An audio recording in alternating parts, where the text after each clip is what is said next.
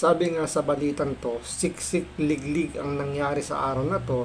So, merong impeachment sa House of Representatives at doon nga tuluyan nilang na-impeach si Vice President Sara Duterte. So, mahigit po sa 200 kongresista ang bumoto para ma-impeach si Vice President Sara Duterte. Na hindi naman niya ikinagulat ng marami dahil alam naman nila na may impeach yan dahil majority dyan hawak talaga ni Bongbong Marcos. Pero ang mas tumatak ngayong araw na to ay yung nangyaring palitan ng liderato sa Senado dahil nga biglang sinipa itong si Tito Soto at pinalitan siya ni Senator Alan Peter Cayetano bilang Senate President. At hindi lang yun ang nangyaring nakakabigla, ay bigla rin pong dumutang si Senator Bato de la Rosa na ilang buwan na rin pong nag-absent, hindi nagpapakita sa publiko. Pero ngayong araw na to, bago sipain si Senator Tito Soto, bigla siyang nagpakita nga at siya yung naging X-factor para mapalitan nga si Tito Soto. So nakakuha po ng 13 boto itong si Senator Alan Peter Cayetano, na nakakuha sila doon sa grupo sa dating majority. So lumipat po si Senator Loren Legarda, yung magkapatid na Villar, at syempre yung kapatid ni Senator Alan Peter Cayetano na si Pia Cayetano. So nakakuha sila ng magandang boto ngayon dahil nga bilang lumutang si Senator Bato de la Rosa. Pero ang isa pa rin sa naging mainit na balita ay yung pagharang ng NBI kay Senator de la Rosa para hindi siya makapasok sa plenary, dahil alam naman natin na merong rules sa Senado na hindi nila pwedeng arestuhin ng isang senador kapag nasa session po ang Senado.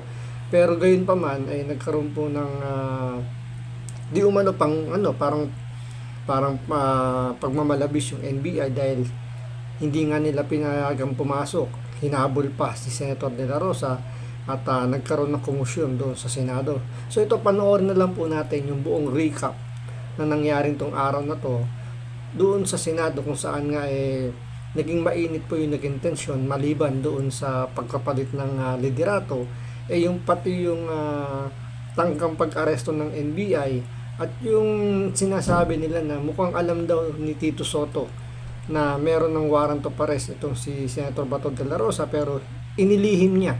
So parang nakipagkuntsabahan itong si dating Senate President Tito Soto para mabunutan ng tinik itong yung grupo ng administrasyon ni Bongbong Marcos.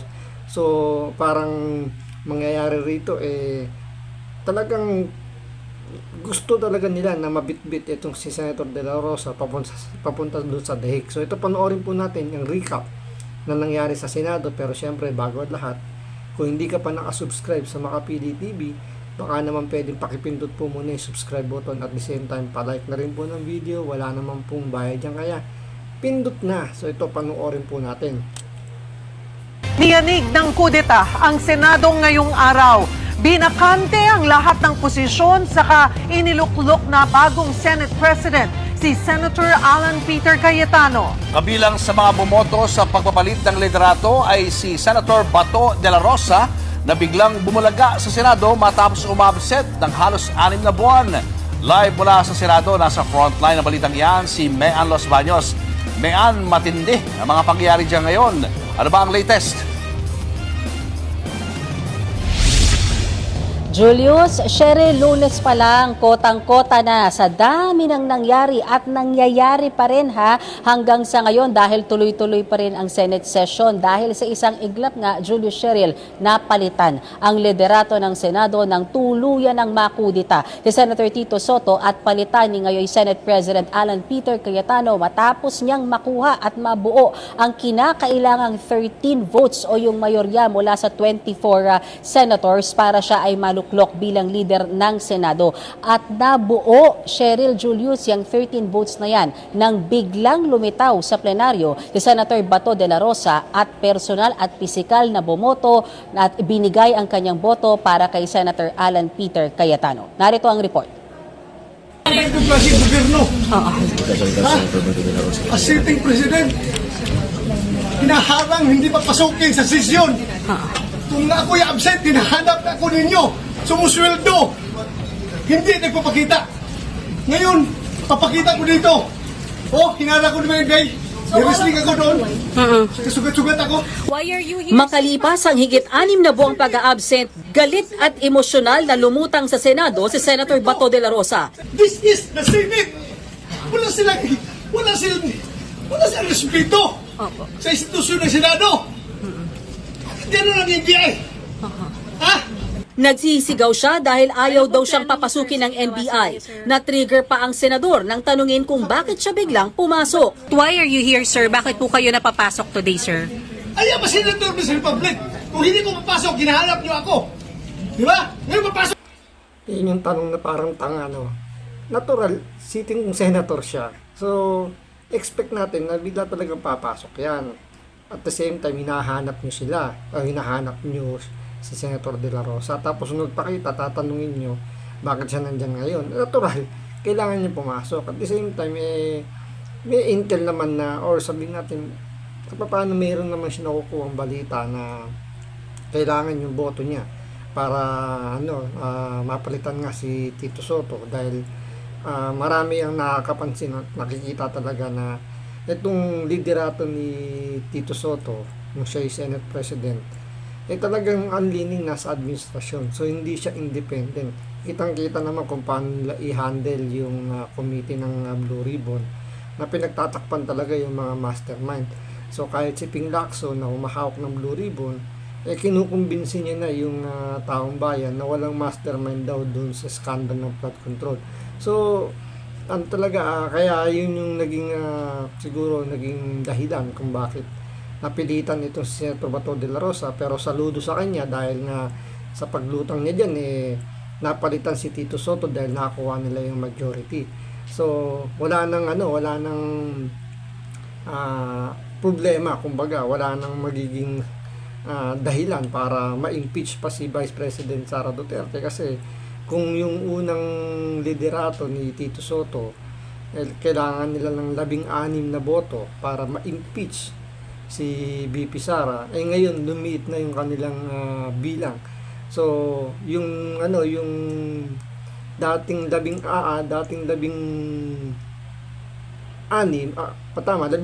na kailangan na boto, kasi may siyam sila sila nung bumaliktad, di ba, sila Alan Peter Cayetano, siyam sila, 15 yung majority nung hawak ni Tito Soto. Ngayon bumaliktad sila, Tito Soto ngayon yung 6, siyam, 13 naman yung nasa majority ngayon kasi may 2 nag-abstain.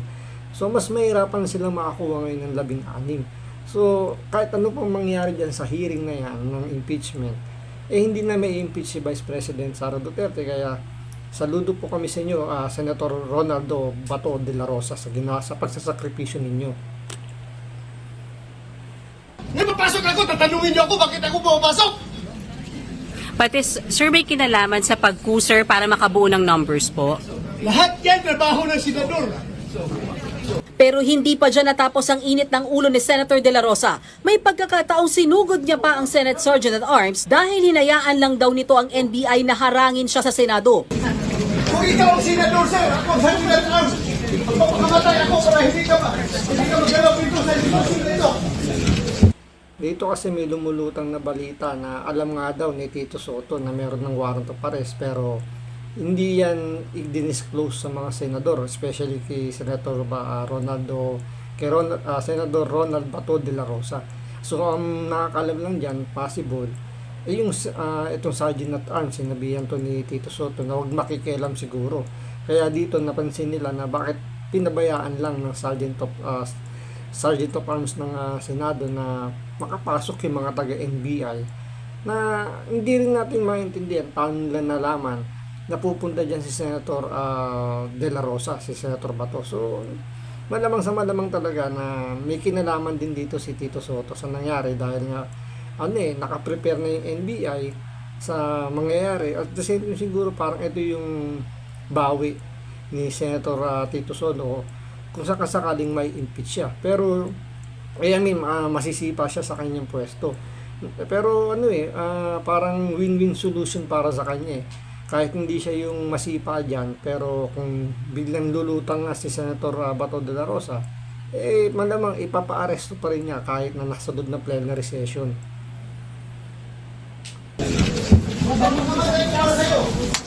Ang eksenang yan nangyari sa kasagsagan ng kudeta para patalsikin si Senator Tito Soto bilang Senate President. Bago yan, nagmusyon ng pagbabago ng liderato si Senator Alan Peter Cayetano. So I really admire your statement yesterday saying that you serve at the pleasure of the body. So may I manifest and that there are now at least 13 members of the Senate who wish to have a leadership change, and that Senator Bato de la Rosa is in the building and will be here in a minute. Pero bago ang mismong sesyon, sa ambush interview, dininay ni Cayetano na may mangyayaring palitan ng liderato. I wanna confirm sa inyo na walang katotohanan na magpapalit ng leadership para itigil yung impeachment. That's just political talk by the others. So let's see what happens. May mga consultations kami with the other members, but we need to unite and we need tamang direksyon ng ating bansa. Si Senator Joel Kasi pinalabas nila rito na kaya daw magkakaroon ng palitan ng leadership para harangin daw yung impeachment ni Vice President Sara Duterte. Pero yun nga, pinabulaanan yan ni Senator Alan Peter Cayetano na dahil nagkapalitan because doon sa impeachment. Malamang sa malamang kaya nagkapalitan yan dahil hindi nila nagugustuhan kung paano i-handle ni Tito Soto at ni Ping Lacson yung flood control scam ng administrasyon ni Bongbong Marcos na halatang halata na talaga pinagtatakpan nila itong pinaka-mastermind ng nakawan ng flood control project ng DPWH at ng administrasyon ni Bongbong Marcos.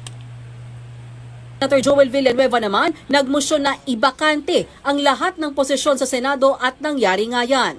With 13 affirmative votes, 10 negative votes, and 1 abstention, the positions in all the positions in the Senate is hereby declared vacant. Agad ding umentrada si Senator Amy Marcos at ninominate si Senator Alan Peter Cayetano para maging Senate President. Pero sagot dyan ni Soto, mag-nominate muna ng presiding officer. Are you designating me as the presiding officer? Because I am, the position is already vacant. I think you must elect somebody to... Kaya naman saglit na nagsuspindi ng sesyon ng Senado. Pagbalik, Tampurot ito si Tito Soto, no? Pero, bakit nung panahon ni Chis Escudero, nung pinalitan niya, di ba? Ang naging presiding officer si Chis Escudero pa rin. Siya rin yung nagpa-under oath dito, undertaking or under oath dito kay Tito Soto nung nagkapalitan ng leadership. Pero pagdating dito, ayaw niya na dahil binakante daw yung pwesto. So, nagtampurot. Nakita mo talaga yung bitterness nandun ba sa kanya. itinalaga na si Senator Jinggoy Estrada bilang presiding officer at formal lang nagbotohan. Si Senator Ping Lacson, ininominate ulit si Senator Tito Soto bilang Senate President. Pero 13 ang pabor na si Cayetano ang maging leader ng Senado. 9 ang bumoto kay Soto, 2 naman ang nag-abstain. Senator Cayetano is hereby elected as the new Senate President. Bukod sa 9 na taga-minorya, bumaliktad mula sa kampo ni Soto ang magkapatid na Mark at Camille Villar. Gayon din sina Senator Pia Cayetano at Loren Legarda. Binoto naman bilang Senate President. Mukhang bumabawi ito yung mga Villar kasi dinali rin sila ng administrasyon ni Bongbong Marcos, so dinali yung kanilang kumpanya. So ito na siguro yung payback time din ng mga Villar. So bumaliktad. So kasama si Senator Loren Legarda and si Pia Cayetano, na yan, given na yan. Siyempre kapatid niya yung magiging Senate President. Talagang kakalas siya sa grupo nila Tito Soto. Kaya nga, yun nga, nasipa si Tito Soto, Alan Peter Cayetano, bagong Senate President. President Pro Tempore si Legarda, kapalit ni Lacson. Para kay Senator Soto, hindi na nakakagulat ang nangyaring kudeta. You weren't surprised at today's happening. Like, you were ousted. Really, I was kind of expecting it because we've been hearing talks a few days ago. Hindi. Tingin niya, may kinalaman sa impeachment ni Vice President Sara Duterte ang pagbabago ng liderato. Dito, gagawa pa siya ng chismis para lang, alam mo yun, mag-justify niya lang yung pagkakasibak niya bilang Senate President. Pero ang pinakapunto lang naman nung malamang yung pinakamalaking factor talaga dyan, yung pag-handle nila dun sa issue ng flood control na walang malinaw na nangyari pagkatapos ng mahabang pag-hearing. Ang naipakulong lang nila ay si Senator Bong Revilla na wala namang kinalaman. Hindi naman siya yung nagpapatakbo ng gobyerno, hindi naman siya yung nag-implement ng mga proyekto ng administrasyon ni Bongbong Marcos, pero ginamit na fall guys itong si Senator Bong Revilla. At malamang sa malamang, yun yung isa sa pinaka hindi nagustuhan ng mga senador, kaya napilitan silang sipain itong si Tito Soto. Tapos ngayon gagawa ng chismis para mapagtakpan lang yung kanyang kahinaan, yung kanyang pagtatakip dito sa mga naging mastermind ng flood control. Is this because of the impeachment, sir? Yung nangyaring palitan ng liderato? Probably. Probably. That's a very strong possibility. Because if I were Senate President, once the House approves the article of impeachment and sends it to us, I will constitute and convene the impeachment court tomorrow. Nang tanungin kung sakaling hindi na matuloy ang impeachment sa Senado, sagot ni Soto, Nakakahiya sa taong bayan pagka nagkagano ng Senado. ngayong balik sa minorya sila Soto, igigiit daw nila na oras ni iakyat ang articles of impeachment laban kay VP Sara Duterte sa Senado, dapat na makonvene agad ang impeachment court. Matapos naman manumpa ni Cayetano bilang bagong Senate President, nagtalumpati siya at sinabing walang kinalaman ng impeachment sa nangyaring palitan ng liderato. Hindi ko kayo sinisisi kung sinasabi niyo sa news na ang pagpalit ng leadership ay tungkol sa impeachment. Hindi po. The impeachment is enshrined in the Constitution. The impeachment will be much, much more than dismissing a complaint because of political affiliation. And it's also much, much more than convicting someone without evidence. Parehong hindi pwede yun. Kung matatandaan, sinabi ni Senator Robin Padilla na posibleng magkaroon ng pagbabago sa liderato ng Senado, oras na umakyat ang articles of impeachment ni Vice President Sara Duterte dahil mas gusto ng iba sa kanila na maka-Duterte ang maging Senate President. Senator Subiri. Okay, Cheryl Julius, siguro update lamang hanggang ngayon naka-lockdown itong Senado at wala sa amin kahit mga taga-media ang pwedeng lumabas sa ngayon. Yan ay habang hina-identify nga kung sino-sino yung mga NBI agents na sinasabing pumigil kay Senator Bato de la Rosa na pumasok sa Senado at umakyat sa may plenaryo dahil balak nga ng ilang mga taga-mayorya na ipakontempt yung mga NBI agents na yan o NBI personnel na na sinasabi nga nakipambuno kay Senator Bato de la Rosa. Julius, Cheryl? Mayan, balikan lamang natin yung report mo. Sabi ni Senator Soto, hindi na siya nagulat dito nga sa kudeta at tingin niya ay dahil ito sa impeachment, posibleng dahil sa impeachment ni Vice President Sara Duterte. So anong ine-expect na mangyayari sa impeachment oras na tumuntong ito sa Senado?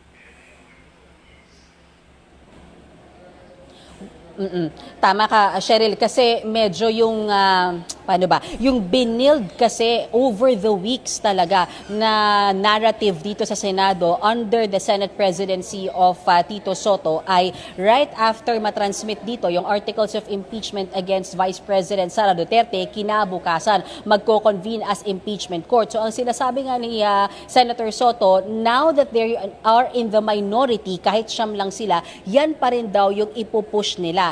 But whether magpapapressure dyan yung mayorya at whether yan ang susundin ni Senate President Alan Cayetano remains to be seen. Kasi yan din ang tanong natin sa kanya kung sakasakaling magkakaroon tayo ng pagkakataon ma-interview siya within tonight or at least tomorrow kung parehas sila ng gagawin or parehas sila ng intindi sa forthwith. Kasi ang sinasabi nga ni Senator Soto nung siya ay Senate President pa, ang intindi niya sa forthwith ay agad-agad na pag-convene ng impeachment court.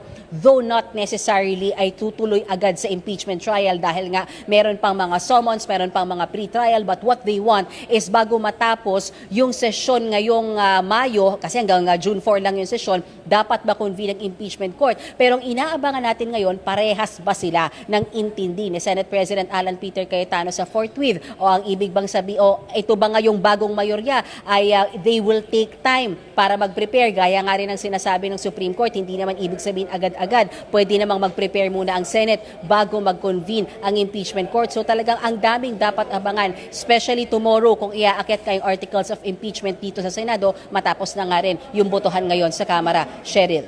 Puntahan Pero yung ano kasi, yung pag-convene, wala namang problema doon sa pag-convene. So, forthwith naman yun. So, ginawa rin naman yan ni Chis Escudero nung panahon niya, di ba? Nag-convene sila kaagad. Yung nga lang kasi, nung time na yun, kaya nahinto yung impeachment, gawa ng mayroong pending motion sa Supreme Court na yung kini-question yung jurisdiction, yung constitutionality ng impeachment. Kaya in-archive muna yung impeachment. Pero ngayon dahil nga sumunod na sa tamang proseso, siguro dahil may motion pa rin naman si Vice President Sara Duterte, di ba? Meron silang pinal sa Supreme Court. So hanggang wala pang inilalabas na resolution yung Supreme Court, dire-diretso yung impeachment. So yung pag-convene nila is forthwith pa rin naman, pero yung trial hindi kaagad-agad yun, hindi magiging forthwith yung trial, magkaiba kasi yun. So dahil nga may mga kailangang isubpina ng mga resource person na gagamitin diyan sa impeachment para siyempre magkakalamanan na kung yung hawak bang ebidensya ng House of Representatives maano nila yung makukonvince nila yung mga tatayong senator judges na sufficient para ma-impeach si Vice President Sara Duterte. puntahan natin itong magiging rigudon sa chairmanship. Pinaka-controversial dyan, di ba, yung Senate Blue Ribbon Committee na nag-iimbestiga dito nga sa flood control scandal. Ito, maganda to, yung Senate Blue Ribbon Committee na dating hinawakan ni Congressman Marcoleta nung panahon ni Chis Escudero. Sa kanya kaya ibabalik yung Blue Ribbon Committee o mapupunta sa iba o ibabalik pa rin kay Ping Lacson. Pero siyempre, kumbaga nasa majority ngayon yung pleasure na mamili or nasa kanila ngayon yung privilege na makuha yung mga major committee. So number 1 dyan yung Blue Ribbon Committee. So dahil nga nasa majority na ngayon si Senator Marcoleta, pwede niyang i-request yan or pwede naman i-nominee o sabihin natin i-suggest ng mga kasama niya sa majority na ibigay sa kanya yung Blue Ribbon Committee. At sigurado kinakabahan ngayon yung mga involved diyan sa flood control dahil iba mag-imbestiga ito si Marcoleta, kaya sigurado yung mga hindi maipatawag ni Ping Lacson ipatatawag ngayon ni Marcoleta. Ano ang mangyayari doon sa committee report na sinasabing naroon yung pangalan ng ilang senador na iniuugnay sa flood control na ngayon naman ay miyembro na ng mayorya? Correct. Yan din yung, kasi alam mo, Cheryl, tama ka after mo kasing magpalit ng liderato, so ang agad kasi dyan na ma-elect ay Senate President pro tempore, Senate Majority Leader. Pero ang hindi alam ng marami sa atin ay nababago rin po lahat ng chairmanship ng lahat ng komite. So hindi lamang Blue Ribbon. So again, ulitan na naman yan. And of course, gaya ng laging sinasabi, majority, sila yung may first tips talaga sa kung ano yung mga malalaking komite. Kung ano yung matitira, yun ang ibibigay sa minorya or depende sa usapan. Kasi nung time ni Senate President Soto, may mga pag-uusap sa minority na, o sige, bibigyan din namin kayo ng magagandang komite kahit papano. Pero talagang yung mga pinakamalaki, for example, Cheryl, hindi lang yan Blue Ribbon Committee, Senate Finance Committee ay isang napakalaking committee rin dahil yan ang dumidinig sa budget. So among those committees, let's siguro safe na para sabihin na mapupunta yan sa mayorya. Pero kung babalik ba kay Senator Dante Marcoleta, yung Blue Ribbon Committee na yan, malalaman natin hopefully by tomorrow. Kasi ang sinetel lang nila today ngayon sa session ay yun munang mismong top leadership, which is yung Senate President at yung Senate President pro tempore, acting Senate Majority si Senator Joel Villanueva, pero baka siya na rin yan if ever ituloy na Majority Leader kasi galing na rin siya dyan. But the committee chairmanship definitely babaguhin yan dahil yung mga pinakamalalaki at much sought after committees mapupunta yan sa mayorya at gaya nga ng sinabi mo, Cheryl, na nanggaling sa minorya. So yung mga hawak ngayon ng minority, possible yan na i-let go nila at ang mapunta sa kanila ay yung tira-tirang komite na inayawan ng mga taga-majority bloc, Cheryl. Mayan, klaruhin lang natin, no, yung mga naging boto ng mga senador. Sino-sino yung mga bumoto pabor kay Cayetano at sino-sino mga senador yung pabor kay Soto? Okay. Yung 13 votes na yan, 8 taga-minority. Siya mang minority, pero 8 lang ang bumoto kay Senator Alan Cayetano. Kasi expected natin na si Senator Alan, ang iboboto niya ay si Senator Soto. At si Senator Soto naman, ang binoto niya ay si Senator Alan Cayetano. They do not vote for themselves. And then, dinagdagan ng 4 yung siyam, which is yung nag-over the bakod. Ibig sabihin ay lumipat mula sa kampo ni Senator Tito Soto at yan ay si Senator Pia Cayetano, kapatid ni Senator Alan Cayetano, magkapatid na Senator Mark at Camille Villar, and then Senator Loren Legarda, na kung natatandaan nyo, Julius at Cheryl, isa rin sa laging matunog nung mga nakaraang ugong ng kudeta na baka siya ang ilagay o i-elect as Senate President. But right now, he just voted for Senator Alan Cayetano at gaya nga nang nakikita natin, si Alan Cayetano ngayon ang leader ng Senado at pro tempore o pangalawa sa pinakamataas na leader ng Senado, si Senator Loren Legarda. Julius. Member na ngayon ng mayorya, mayan si Senator Bato na kapapasok lang sa Senado. Pero meron na siyang warrant of arrest. Ano magiging hakbang ng bagong liderato ng Senado kaugnay nito?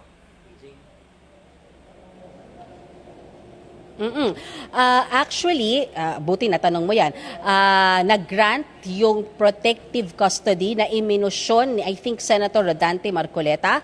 So, ginrant agad yan ni Senate President Alan Peter Cayetano. So, that means mamamalagi si Senator Bato de la Rosa dito sa loob ng Senado. We don't know for how long. Kasi nga, ang pinag-uusapan dito, ang medyo debate dito is, ang alam natin sa tradisyon ng Senado, bawal na arestuhin ang senador sa loob ng premises ng Senado habang may sesyon. Pero tandaan natin, Julius at Cheryl, ang sesyon na ito ay maikli lang. Hanggang June 4 lang ito. So what happens after? Pwede na ba siyang pasukin ng mga NBI at iserve yung warrant of arrest sa kanya? Those things, wala pa akong sagot. Kailangan pa nating itanong. Pero ang malinaw sa ngayon ay malinaw ang na pinoprotektahan ng Senado ngayon si Senator Bato de la Rosa mula sa anumang aresto dahil hindi na nagkasya na nandito siya sa loob ng plenaryo kundi ginrant talaga siya ng protective custody na usually naririnig lang natin, Julius at Cheryl, na ibinibigay sa mga witnesses, hindi ba?